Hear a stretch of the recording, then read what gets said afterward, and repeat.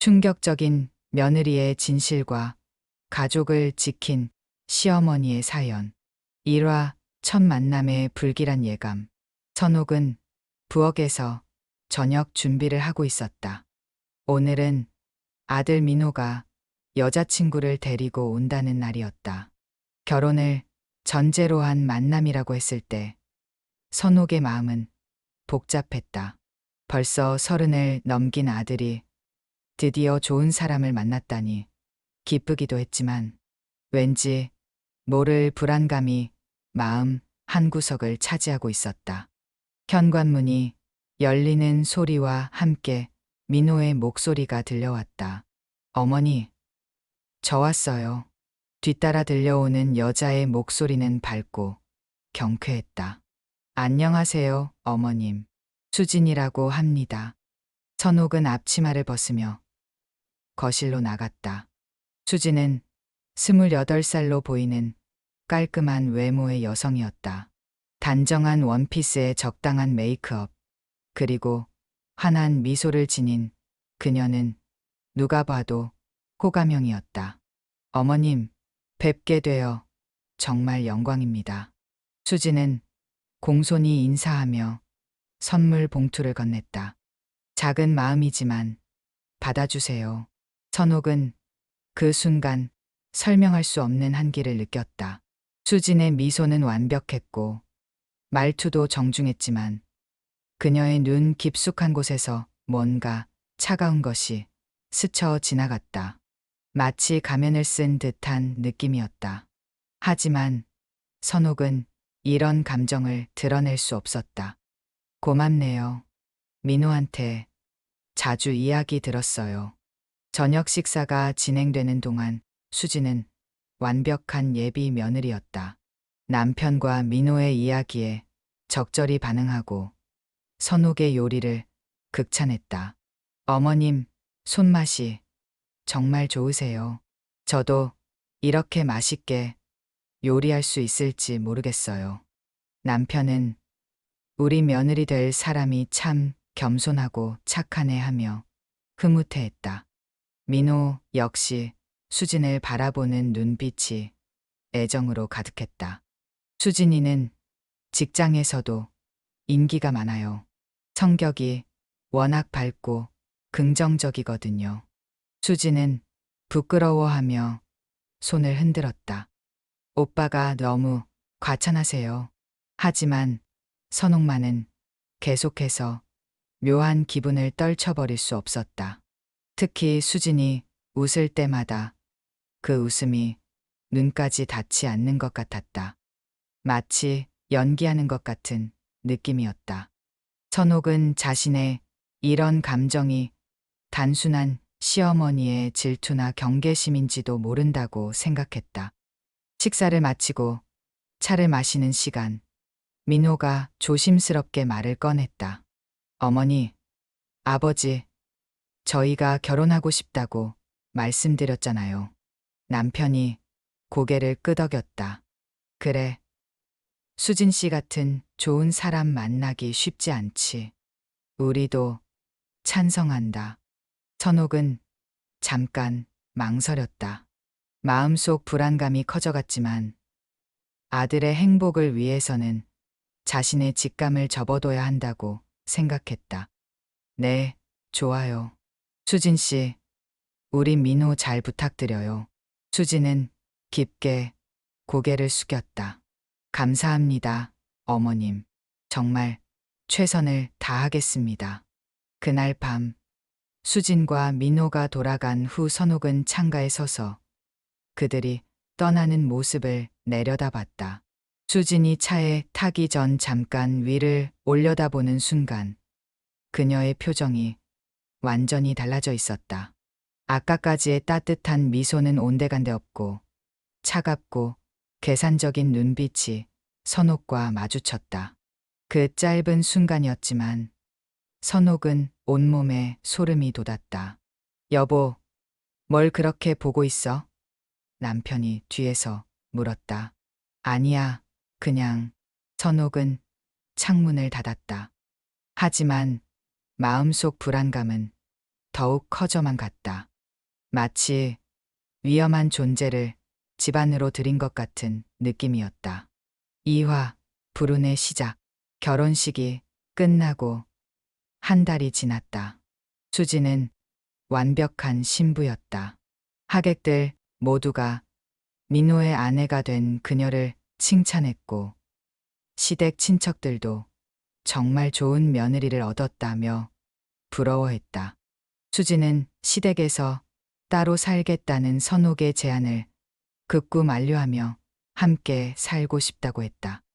어머님과 아버님을 모시는 게 제 도리라고 생각해요. 하지만 신혼의 단꿈은 오래가지 않았다. 결혼 후 두 번째 주, 민호가 출근하던 중 큰 교통사고가 날 뻔했다. 신호를 기다리다가 뒤에서 트럭이 미끄러지면서 들이받을 뻔한 것이다. 다행히 마지막 순간 민호가 재빨리 피해서 큰 사고를 면했지만 차는 완전히 박살이 났다.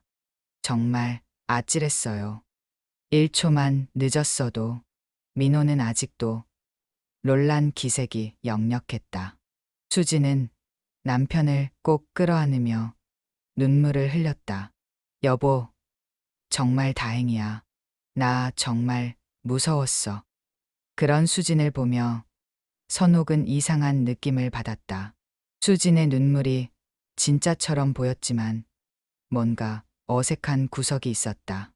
일주일 후에는 남편에게 사고가 일어났다. 공사 현장을 시찰하던 중 고정이 제대로 안 된 철근이 떨어져 어깨를 크게 다친 것이다. 병원에서 조금만 더 위로 맞았다면 큰일 날 뻔했다는 말을 들었다. 남편은 깁스를 하고 한동안 일을 쉬어야 했다. 수지는 시아버지 간병을 자청하며 완벽한 며느리 역할을 해냈다. 아버님, 약 드실 시간이에요. 불편한 곳 없으세요? 남편은 우리 며느리가 천사 같다며 수진을 칭찬했다. 하지만 선옥만은 뭔가 이상하다고 느꼈다. 왜 하필 가족들만 계속 사고를 당하는 걸까? 더 이상한 것은 자신에게는 단 한 번도 사고가 일어나지 않는다는 점이었다. 민호와 남편이 연이어 큰 사고를 당할 뻔했는데 선옥은 작은 부상 하나 입지 않았다. 오히려 평소보다 더 건강해진 것 같기까지 했다. 그날 밤 선옥은 오랫동안 잊고 있던 과거를 떠올렸다. 중학교 2학년 때였다. 갑자기 이상한 꿈을 꾸기 시작했고 꿈속에서 어떤 신령이 자신을 부르는 것 같았다. 어머니는 신내림을 받았다며 무당을 찾아갔고 그때부터 선옥은 남다른 능력을 가지게 되었다. 사람들의 운세를 보거나 애군을 막아주는 일을 했었다. 하지만 결혼 후에는 남편의 반대로 무당 일을 그만뒀다. 아내가 그런 일 하는 건 보기 좋지 않다는 남편의 말에 선옥은 평범한 주부로 살기로 했다. 그런데 지금 이 상황을 보니 예전에 느꼈던 그 묘한 기운이 다시 느껴지기 시작했다. 설마 수진이와 관련이 있는 건 아니겠지? 선옥은 고개를 저었다. 하지만 마음 한구석에서는 계속해서 경고음이 울리고 있었다. 특히 수진이 웃을 때마다 그녀의 눈에서 뭔가 차가운 것이 스쳐 지나가는 것을 느꼈다. 다음 날 아침 수진은 또다시 완벽한 며느리였다. 어머님, 아침 식사 차려드릴게요. 아버님 약도 제가 챙겨드릴게요. 민호는 정말 좋은 아내를 얻었다며 행복해했다. 하지만 선옥의 불안감은 점점 커져만 갔다. 이 모든 것이 정말 우연일까? 선옥은 수진의 뒷모습을 바라보며 생각했다. 그녀의 몸짓 하나하나가 너무 완벽했다. 마치 계산된 것처럼. 그날부터 선옥은 며느리를 좀 더 주의 깊게 관찰하기로 마음먹었다. 3화 며느리의 본색. 결혼 후 2달째 선옥은 며느리 수진의 이상한 행동들을 하나씩 발견하기 시작했다. 다른 사람들 앞에서는 여전히 완벽한 며느리였지만 둘만 있을 때는 미묘하게 달랐다. 말투가 조금씩 차가워지고 행동에서도 적대감이 느껴졌다. 어느 날 오후 민호와 남편이 모두 외출한 사이 부엌에서 일어난 일이었다. 선옥이 설거지를 하고 있는데 수진이 뜨거운 물이 담긴 주전자를 들고 지나가다가 실수로 선옥의 손등 위로 기울였다. 아, 죄송해요, 어머님. 수진은 놀란 척 연기했지만 선옥은 분명히 봤다. 수진의 눈에서 번쩍 스쳐간 만족스러운 표정을. 괜찮아요. 선옥은 차가운 물에 손을 담그며 말했다. 다행히 화상을 입지는 않았지만 붉게 달아올랐다. 수진은 정말 죄송해요. 제가 너무 서둘렀나 봐요라며 걱정하는 척했지만 그 걱정이 진짜가 아니라는 것을 선옥은 직감적으로 알 수 있었다. 며칠 후에는 더 노골적인 일이 일어났다. 선옥이 계단을 내려오는데 수진이 갑자기 뒤에서 어머님 하고 부르며 다가왔다. 그 순간 선옥의 어깨를 살짝 밀듯이 스쳤다. 선옥은 균형을 잃고 계단에서 굴러떨어질 뻔했지만 간신히 난간을 잡고 버텼다. 어머님, 괜찮으세요? 제가 너무 급하게 불러서. 수진은 또다시 걱정하는 척했다. 하지만 선옥은 분명히 느꼈다. 수진이 자신을 밀었다는 것을. 그것도 의도적으로. 그날 저녁 선옥은 이 일들을 남편과 아들에게 이야기했다. 수진이가 좀 이상해요. 자꾸 위험한 상황을 만들어서. 하지만 민호는 고개를 저었다. 어머니, 그건 실수였을 거예요. 수진이가 그럴 사람이 아니에요. 남편도 마찬가지였다. 여보, 요즘 너무 예민한 거 아냐? 며느리가 얼마나 잘하는데. 오히려 선옥을 걱정하는 분위기였다. 새 식구가 들어오면서 스트레스를 받는 건 이해하지만 수진이를 너무 의심하지 마. 이런 반응에 선옥은 더욱 답답했다. 자신만 이상하게 보이는 상황이 되어버렸다. 더 기가 막힌 것은 수진의 반격이었다. 다음 날 아침 수진은 민호에게 조심스럽게 말했다. 오빠, 어머님이 요즘 많이 피곤해 보이세요. 자꾸 이상한 소리를 하시고. 무슨 이상한 소리? 민호가 물었다. 수진은 마치 말하기 어려워하는 듯 머뭇거렸다. 글쎄요. 저한테 자꾸 의심스러운 말씀을 하세요. 제가 일부러 사고를 낸다고 하시고. 목소리에는 억울함이 배어 있었다. 민호는 어머니에 대한 걱정이 커졌다. 어머니가 정말 그런 소리를 해? 수진은 고개를 끄덕였다. 아마 제가 들어오면서 스트레스를 받으시는 것 같아요. 이해해요. 하지만 조금 섭섭하기도 하고. 그날부터 가족들은 선옥을 바라보는 시선이 달라졌다. 걱정 섞인 눈빛이었다. 심지어 혹시 치매 초기 증상은 아닐까라는 말까지 나왔다. 선옥은 점점 고립되어 가고 있었다. 수진은 이런 상황을 교묘하게 이용했다. 사람들 앞에서는 더욱 헌신적인 며느리가 되었고, 선옥에 대해서는 어머님이 요즘 많이 힘드시나 봐요. 제가 더 잘해드려야겠어요. 라며 오히려 걱정하는 모습을 보였다. 주변 사람들은 모두 수진을 칭찬했다. 정말 효부구나. 시어머니를 저렇게 생각하다니. 하지만 선옥만은 알고 있었다. 수진의 진짜 모습을. 그리고 그 사실을 아무도 믿어주지 않는다는 절망적인 현실도. 밤마다 선옥은 잠들기 힘들었다. 내가 정말 이상해진 건가? 하는 의심과 분명히 뭔가 잘못됐다는 직감 사이에서 괴로워했다.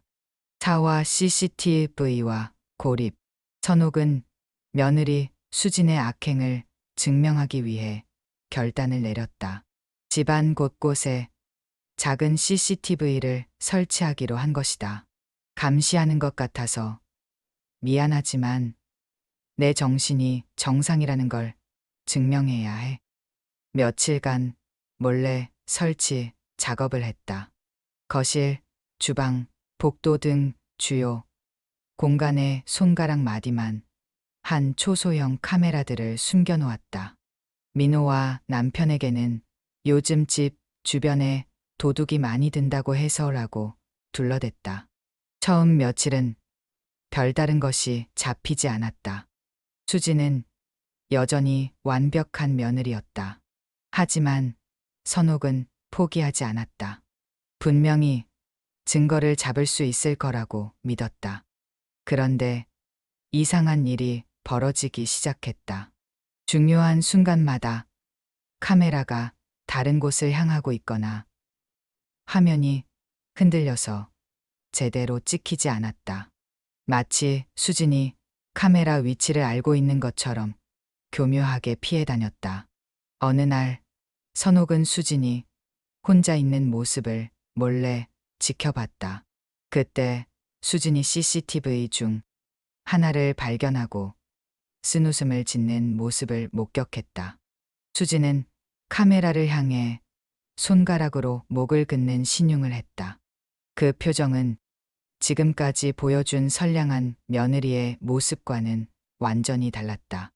그 다음부터 수진의 연기는 더욱 치밀해졌다. 카메라 앞에서는 완벽한 며느리를 연기했고 오히려 선옥을 더욱 세심하게 챙기는 모습을 보였다.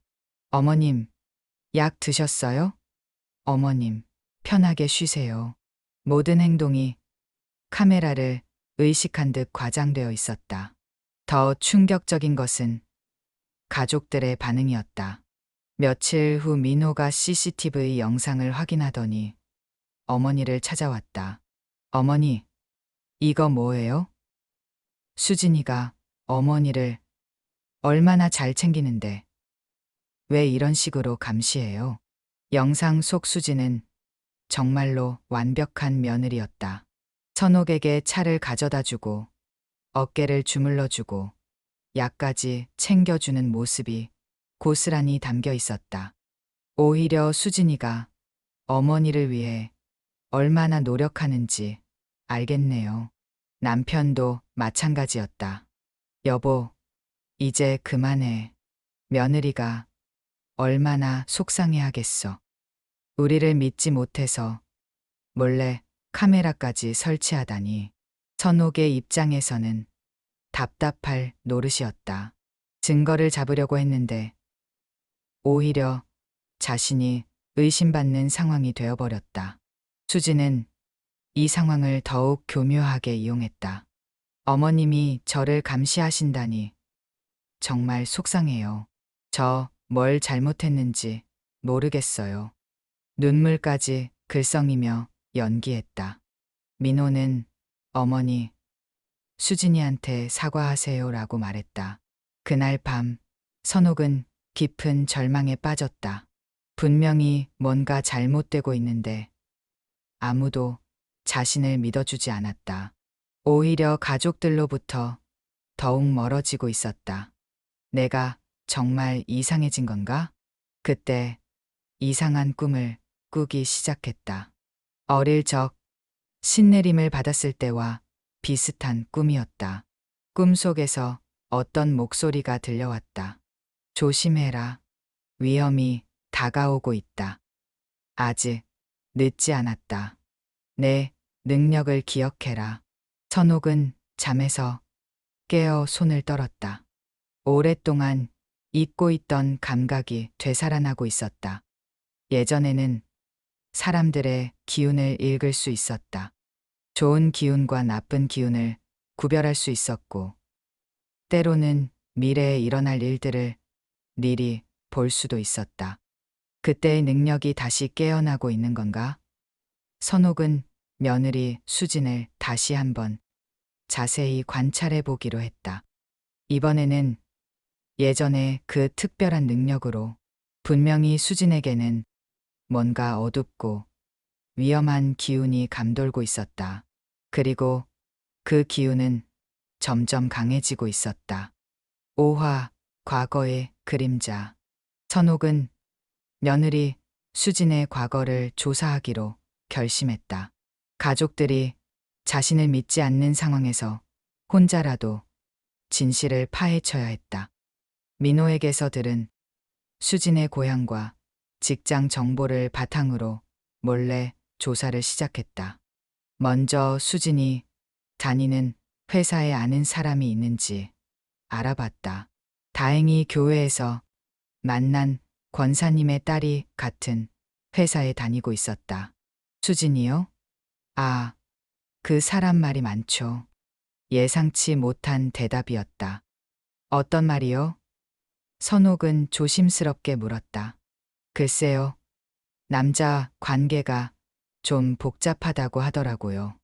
결혼한다고 했는데 이전에도 결혼 적이 있다고 하던데. 선옥의 심장이 빨리 뛰기 시작했다. 더 자세한 정보를 얻기 위해 선옥은 수진의 고향으로 향했다. 작은 시골 마을이었다. 마을 사람들은 낯선 사람에게 경계심을 보였지만 선옥이 수진의 시어머니라고 하자 조금씩 입을 열기 시작했다. 수진이? 그 아이 참 안 됐지. 그런 일들을 겪고서 마을 이장의 말에 선옥은 귀를 기울였다. 무슨 일이 있었나요? 첫 번째 남편이 사고로 전신마비가 됐어. 결혼한 지 1년도 안 되어서 말이야. 선옥은 충격을 받았다. 수진이 이전에 결혼한 적이 있다는 말은 들어본 적이 없었다. 그 남편분은 지금 어떻게 되셨나요? 요양원에 있어. 의식은 있는데 몸을 못 움직여. 참 불쌍해. 이장은 계속해서 이야기했다. 그런데 더 이상한 건 두 번째 남편이야. 수진이가 재혼한 지 얼마 안 돼서 그 남자도 사고로 죽었어. 공사장에서 떨어져서 말이야. 선옥의 온몸에 소름이 돋았다. 두 번째 남편도 결혼한 지 얼마 안 되어서요? 그렇지. 1년도 안 돼서 그런 일이 벌어졌어. 참 신기한 일이지. 한 번은 우연이라고 할 수 있지만 두 번이나. 이장의 말이 끝나기도 전에 선옥은 답답함을 느꼈다. 그날 오후 선옥은 첫 번째 남편이 있는 요양원을 찾아갔다. 40대 중반으로 보이는 남자가 침대에 누워 있었다. 의식은 있었지만 말을 할 수 없는 상태였다. 간병인에게 물어보니 방문자가 거의 없다고 했다. 부인은 안 오세요? 선옥이 물었다. 간병인은 고개를 저었다. 처음에 몇 번 오더니 그 후로는 소식이 없어요. 재혼했다고 하던데. 선옥은 그 남자의 눈을 바라봤다. 뭔가 절망적인 것이 느껴졌다. 집으로 돌아오는 길에 선옥은 두려움에 사로잡혔다. 다음 희생자는 우리 집 남자들일 수도 있다. 패턴이 너무 명확했다. 수진과 결혼한 남자들은 모두 1년 안에 큰 사고를 당했다. 그리고 지금 민호와 남편에게도 이미 사고들이 일어나기 시작했다. 그날 밤 수진의 행동을 더 자세히 관찰해봤다. 겉으로는 여전히 완벽한 며느리였지만 이제 선옥의 눈에는 모든 것이 다르게 보였다. 수진이 민호의 약을 챙겨주는 모습, 남편의 상처를 소독해주는 모습, 모든 것이 계산된 것처럼 느껴졌다. 더 충격적인 사실을 발견한 것은 며칠 후였다. 수진의 가방에서 우연히 떨어진 서류를 주워주려다가 본 것이었다. 생명보험 가입 신청서였다. 민호를 피보험자로 한 고액의 생명보험이었다. 수진이 수익자로 되어 있었다. 이제 모든 것이 명확해졌다. 선옥은 온몸이 떨렸다. 수진은 단순히 악한 며느리가 아니었다. 계획적으로 남편들을 제거하고 보험금을 가져가는 연쇄 살인자였다. 그리고 이번 목표는 자신의 아들과 남편이었다. 하지만 문제는 여전히 아무도 자신을 믿어주지 않는다는 것이었다. 오히려 수진은 선옥을 의심하는 가족들의 마음을 더욱 부추겼다. 어머님이 요즘 정말 이상하세요. 자꾸 제 가방을 뒤지시고 밤에 제 방 앞을 서성이시고. 민호는 어머니를 걱정스럽게 바라봤다. 어머니, 정말 괜찮으세요? 혹시 병원에 한번 가보시는 게 어떨까요? 선옥은 답답했다. 자신이 진실을 발견했는데 오히려 정신이 이상한 사람 취급을 받고 있었다. 그날 밤 선옥은 꿈에서 또다시 신령의 목소리를 들었다.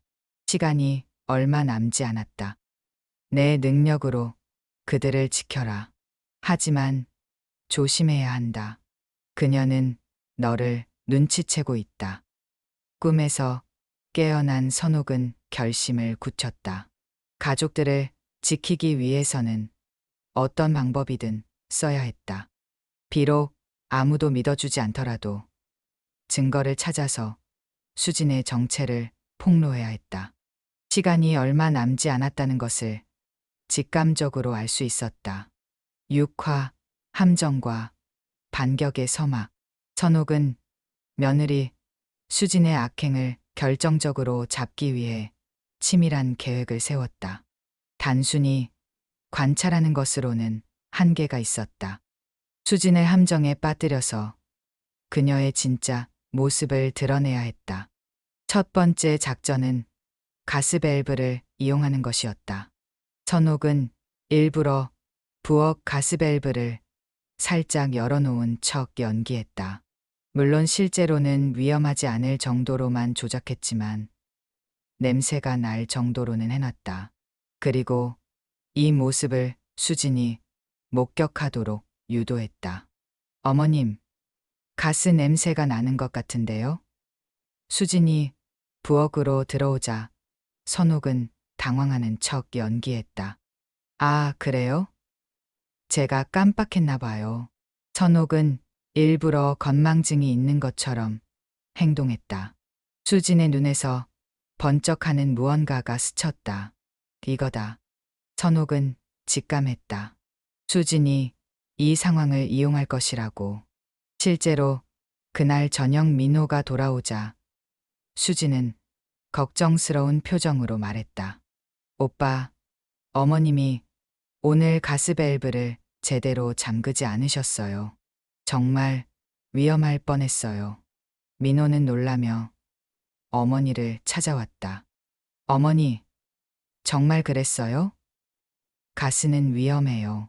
선옥은 일부러 변명하지 않았다. 수진이 더 큰 함정에 빠지도록 유도하기 위해서였다. 며칠 후 더 큰 함정을 준비했다. 선옥은 방에 숨겨둔 초소형 카메라 하나를 수진이 발견하지 못한 곳에 설치했다. 그리고 일부러 약을 잘못 복용하는 척 연기했다. 혈압약 대신 다른 약을 꺼내 들고는 이게 혈압약이었나? 하며 혼란스러워하는 모습을 보였다. 수진은 이 모습을 지켜보더니 나중에 민호에게 보고했다. 오빠, 어머님이 약도 헷갈리세요. 정말 걱정돼요. 하지만 이번에는 한 가지 다른 점이 있었다. 수진이 선옥이 약을 바꿔서 복용하도록 은근히 유도하는 모습이 카메라에 잡힌 것이다. 어머님, 그 약 맞으세요? 수진이 물었을 때 선옥이 잘 모르겠네라고 대답하자 수진은 그냥 드세요. 괜찮을 거예요 라고 말했다. 만약 선옥이 정말로 잘못된 약을 먹었다면 큰 문제가 될 수 있는 상황이었는데 수진은 오히려 그것을 권했다. 하지만 수진은 이런 선옥의 작전을 눈치채기 시작했다. 어느 날 둘만 있을 때 수진이 냉소적인 미소를 지으며 말했다. 어머님, 뭘 하려고 하시는지 다 알고 있어요. 선옥은 놀랐지만 태연한 척했다. 무슨 말이에요? 저를 함정에 빠뜨리려고 하시잖아요. 하지만 소용없어요. 아무도 어머님 말을 믿지 않으니까. 수진의 목소리에서 지금까지 숨겨왔던 차가운 본색이 드러났다. 어머님이 아무리 발버둥쳐도 소용없어요. 이미 모든 사람들은 어머님이 이상해졌다고 생각하고 있어요. 그 순간 선옥은 소름이 돋았다. 수진이 드디어 가면을 벗기 시작한 것이다. 당신이 뭘 하려는지 다 알고 있어요. 선옥이 조용히 말했다. 수진은 비웃었다. 알고 있다고요? 그럼 어떻게 하실 건데요? 누가 믿어줄까요? 그날 저녁 수진은 선제 공격에 나섰다. 민호와 남편이 돌아오자마자 눈물을 글썽이며 말했다. 어머님이 오늘 저한테 정말 무서운 말을 하셨어요. 저를 없애버리겠다고. 물론 거짓말이었지만 평소 선옥을 의심하던 가족들에게는 충분히 설득력이 있었다. 민호는 화를 냈다. 어머니, 정말 그런 말을 하셨어요? 수진이가 뭘 잘못했다고. 남편도 마찬가지였다. 여보, 이제 정말 선을 넘은 거 아냐? 선옥은 억울했지만 이것도 자신의 계획 중 일부였다. 수진이 점점 조급해지고 있다는 증거였으니까. 그날 밤 선옥은 마지막 카드를 준비했다. 수진이 더 이상 참지 못하고 결정적인 실수를 하도록 유도해야 했다. 시간이 얼마 남지 않았다는 것을 직감적으로 알 수 있었다. 7화 진실의 문이 열리다. 선옥은 결정적 순간을 위해 오랫동안 연락하지 않았던 옛 지인에게 전화를 걸었다. 예전 무당 시절 알게 된 신도 중 한 명인 정미경이었다. 지금은 사회복지사로 일하고 있었다. 언니, 갑자기 웬 연락이에요? 미경의 목소리는 반가웠다. 미경아, 부탁이 있어. 나 좀 도와줄 수 있겠니? 선옥은 자신의 상황을 자세히 설명했다. 며느리의 정체와 가족들이 위험에 처한 상황까지. 정말 무서운 일이네요, 언니. 제가 어떻게 도와드릴까요? 미경은 선옥의 말을 의심 없이 믿어줬다. 예전에 선옥의 능력을 직접 경험해 본 적이 있었기 때문이다. 가족 모임을 한번 만들어줄 수 있겠니? 내가 갑자기 찾아와서 말이야. 며칠 후 미경이 선옥의 집을 방문했다. 안녕하세요. 선옥 언니가 워낙 자랑을 많이 해서 인사드리러 왔어요. 민호와 남편, 그리고 수진까지 모두 거실에 모였다. 수진은 처음 보는 사람 앞에서 또다시 완벽한 며느리를 연기했다. 어머님이 저 자랑을 해주셨나요? 정말 감사해요. 수진의 미소는 여전히 완벽했다. 하지만 선옥은 미경에게 미리 신호를 보냈다. 지금이 기회라고. 미경이 우연한 듯 화제를 돌렸다. 그런데 수진 씨는 이전에 결혼 경험이 있다고 들었는데 그 순간 수진의 표정이 경직됐다. 아주 잠깐이었지만 선옥은 놓치지 않았다. 아, 그런 이야기를 어디서? 수진이 당황하며 말했다. 제가 사회복지사라서 여러 가지 사건들을 접하거든요. 혹시 전 남편분이 요양원에 계신 분 맞나요? 미경의 질문에 수진의 얼굴이 하얗게 질렸다. 민호와 남편은 처음 듣는 이야기에 놀랐다. 전 남편. 수진아, 그게 무슨 말이야? 민호가 물었다. 수진은 머뭇거리다가 어쩔 수 없이 인정했다. 죄송해요. 말씀드리지 못했어요. 너무 아픈 기억이라서. 눈물까지 글썽였다. 하지만 미경은 여기서 멈추지 않았다.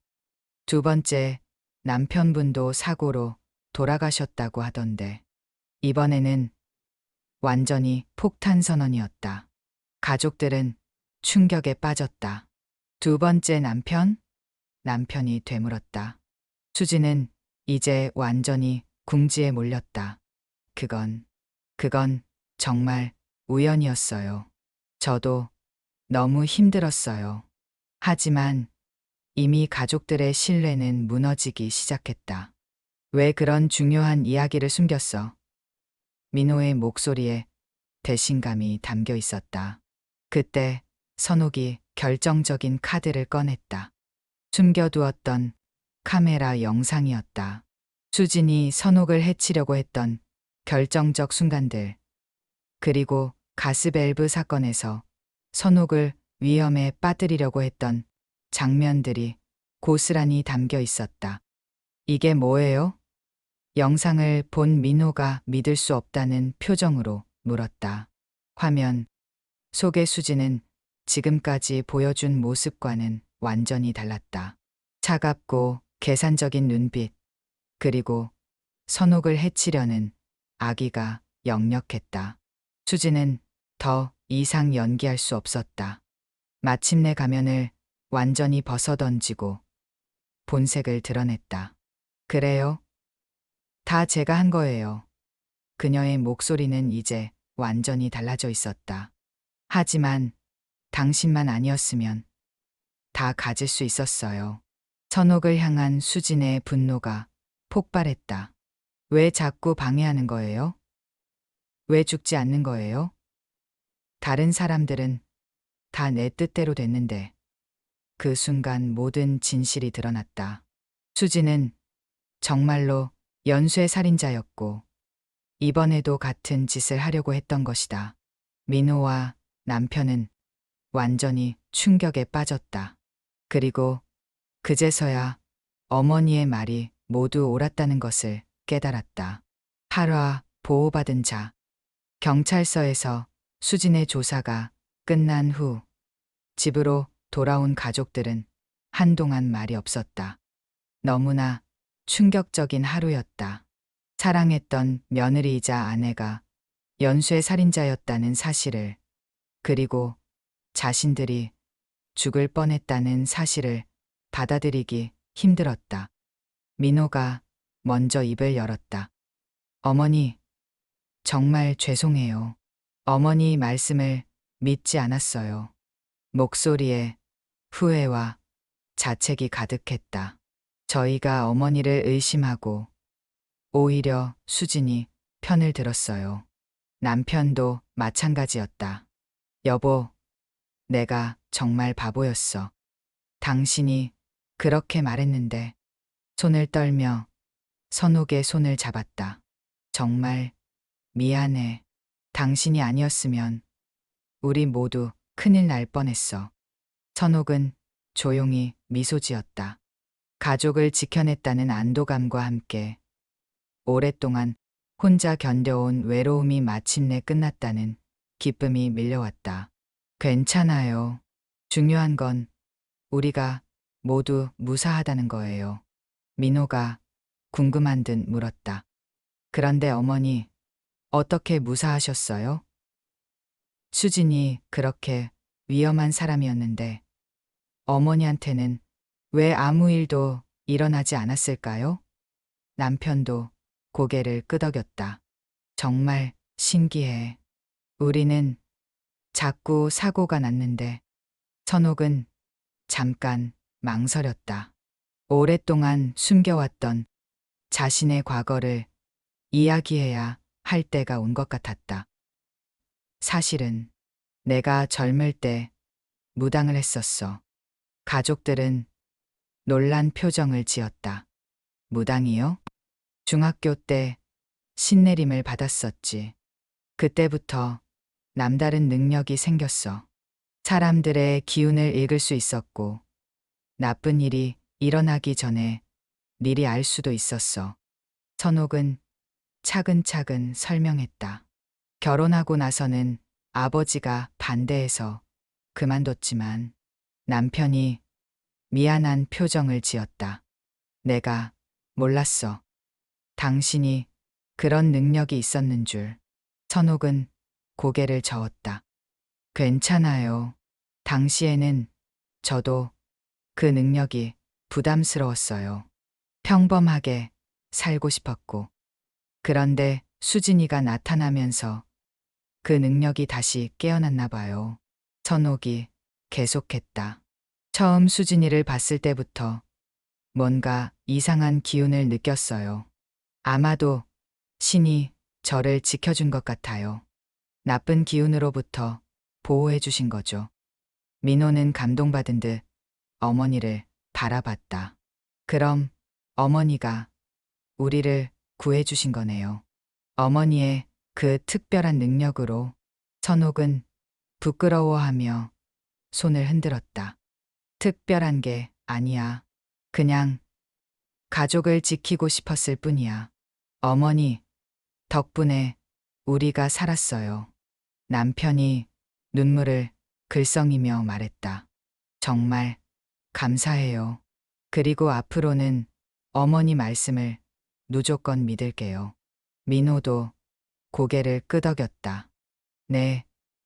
어머니가 뭐라고 하시든 무조건 믿을게요. 그날 밤 평온히 찾아온 집에서 가족들은 오랜만에 편안한 저녁 시간을 보냈다. 더 이상 서로를 의심하지 않아도 되었고 위험도 사라졌다. 수지는 구속되어 법정에서 자신의 죄를 치르게 될 것이다. 천옥은 자신의 방으로 들어가서 창밖을 바라봤다. 달이 유난히 밝았다. 오랫동안 잊고 있던 감사한 마음이 밀려왔다. 가족을 지킬 수 있어서, 그리고 자신의 능력이 좋은 일에 쓰일 수 있어서. 방 한켠에 놓인 작은 부적이 바람에 살짝 흔들렸다. 예전에 무당을 하던 시절 만들어둔 것으로 지금까지 몰래 간직해온 것이었다. 부적은 마치 수고했다고 말하는 것 같았다. 천옥은 조용히 중얼거렸다. 고마워. 우리 가족을 지켜줘서. 그리고 다시 한번 평범하지만 소중한 일상으로 돌아갈 수 있게 되었다는 것에 감사했다. 이제 정말로 모든 것이 끝났다. 재미있으셨나요? 실제 있었던 사연을 바탕으로 만든 영상입니다. 재미있으셨다면 구독과 좋아요 부탁합니다.